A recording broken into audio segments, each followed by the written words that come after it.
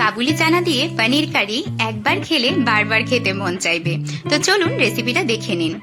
আগের রাতের ভিজিয়ে রাখা কাবুলি চানাটা সেদ্ধ করে নিয়েছি। এরপর একটা প্যানে তেল গরম করে নিয়ে তার মধ্যে দিয়ে দিচ্ছি 1 চা চামচ নুন।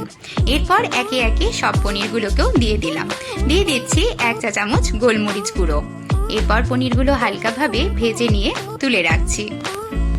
এবার অন্য একটা প্যানে সামান্য পরিমাণে তেল গরম করে নিয়ে দিয়ে দিচ্ছি খুব অল্প পরিমাণে আদা বাটা, কাঁচা লঙ্কা কুচি, তেজপাতা, দারচিনি আর কয়েকটা এলাচ।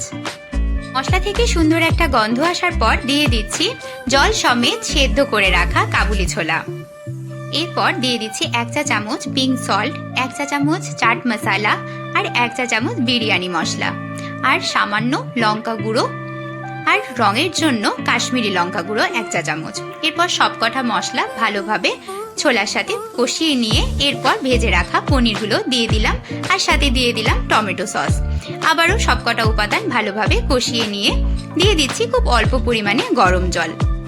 নুন ঝাল ব্যালেন্স করার জন্য দিয়ে দিলাম 1 চা চামচ চিনি আর সবশেষে দিয়ে দিচ্ছি কসুরি মেথি আর ধনেপাতা কুচনো। এতে ভীষণ সুন্দর একটা ফ্লেভার আসে। ব্যাস তৈরি হয়ে গেল মজাদার কাবুলি ছোলা দিয়ে পনির কারি।